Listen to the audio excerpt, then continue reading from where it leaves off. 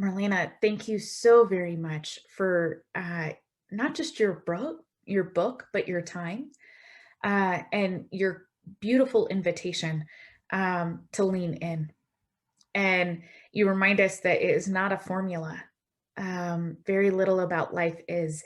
And you remind us that whatever we fumble or stumble our way through, that it is part of the journey, not to be dismissed, not to be ignored. And I am grateful for that continual invitation. If you haven't had a chance to read her book, maybe you read chapter 1 like we invited you to for this evening. Maybe you just went straight through it because it was a page turner. Wherever you're at, we invite you to continue the conversation with her through her words and through her book.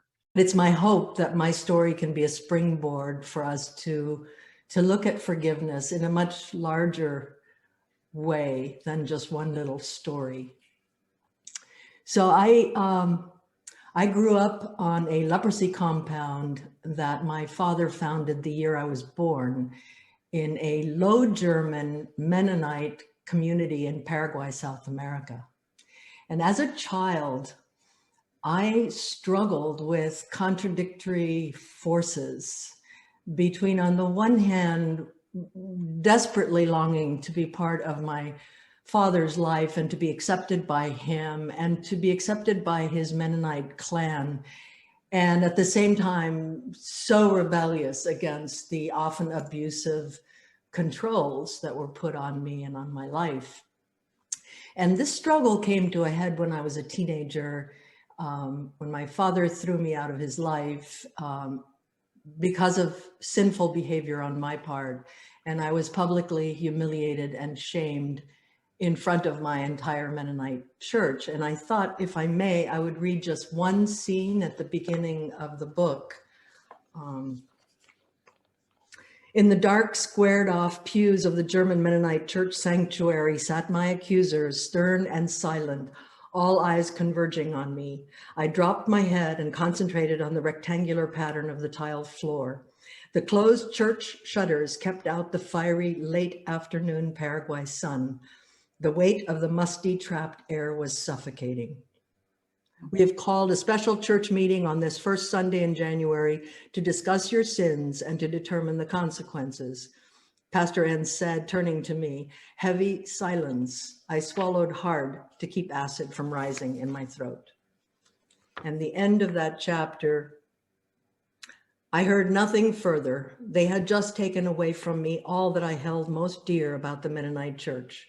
I loved the music, but it wasn't just that. I'd been a soloist in the church, and the church leaders consistently had shown such appreciation for my organ playing. How was I supposed to face these people now? I imagined the word unclean stamped in red letters on my forehead. The prayer finally ended and people rose to leave. I watched my father's rigid back as he strode out and disappeared. I escaped to the US shortly after that. But shame that I carried within me traveled with me. And it was a constant companion and led to some very unwise decisions in my life. I finally hit rock bottom, and that is when my healing journey really began. And that's what the book is about at a deeper level. I was deeply flawed, still am. My father was deeply flawed. My Mennonite church was flawed, but it's not a book about flailing out against those mistakes that we all made. It's also not a 1, 2, 3 recipe. If you follow these quick steps, forgiveness is available to you immediately. It really is a story about very imperfect people, starting with myself, stumbling along a path toward eventual forgiveness and reconciliation. And very importantly, that was forgiveness and reconciliation within myself. It was with my father and with my Mennonite clan.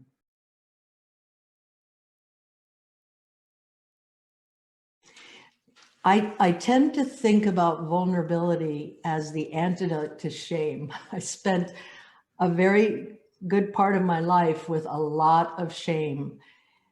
And Shame is for me, and I think for many of us, a shutting down. I grew up among leprosy patients who carried incredible shame and stigma back in the early 1950s. They were, until my father came around and refused to lock them up in a colony and revolutionized how leprosy is treated in the world today, they lived in shame. And the secrecy and the silence and the judgment all around them kept that shame going. And I see vulnerability. They're the extreme example of shame. Clearly, I do not know or can never know the extent of shame they experience. But I think all of us in some way have at one time or another carried some shame. And it's the closed down secrecy that allows shame to do its work. And I see vulnerability, to get directly to your question, I see that as the antidote to shame, because vulnerability for me has been to acknowledge to myself and to others, I am deeply flawed.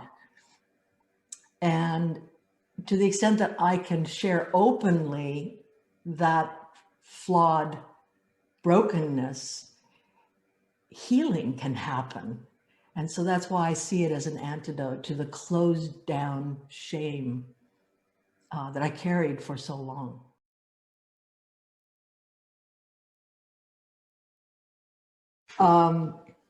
People have said to me, this is a book about forgiveness, and yet nowhere in the book do you or your father say to each other, forgive me.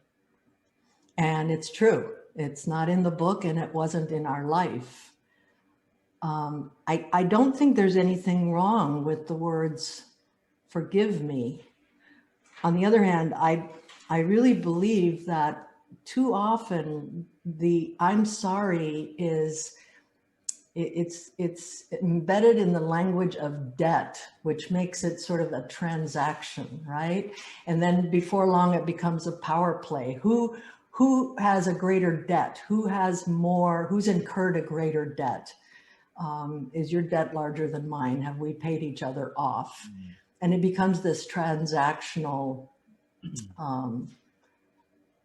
process, as opposed to, forgiveness comes from the Latin word perdonare, and it actually means to give completely. It's a gift for me, and really has nothing to do with the other, or it has very little to do with the other. I believe it's a possibility for me to heal if I can let go of the anger and the resentment and the pain and give completely that gift to myself.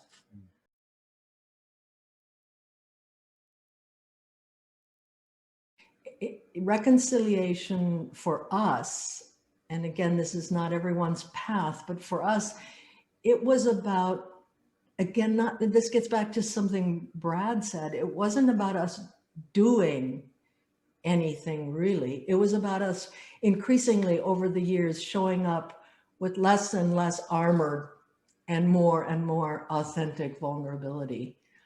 And initially that showing up was very, very uncomfortable, but it was essential. The showing up was essential. And I think forgiveness and reconciliation in our case happened at the same time, really in this process.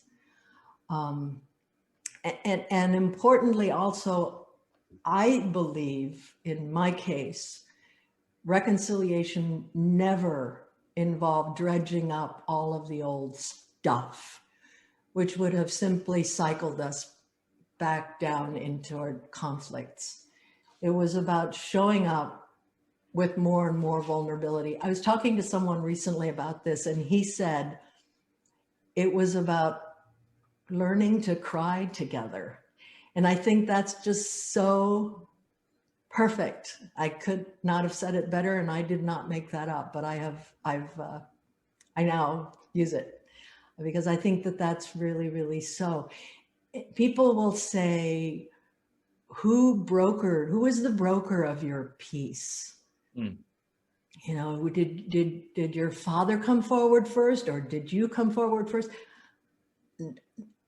Really, neither of us was the broker of our peace.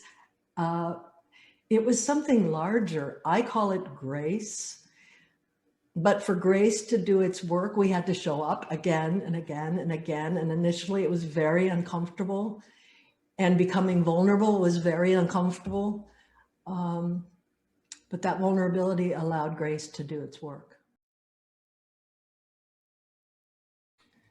It's a privilege to share my story with you, as ugly as parts of it are. And I really do hope that it helps us dig into whatever related issues are up for any of you tonight.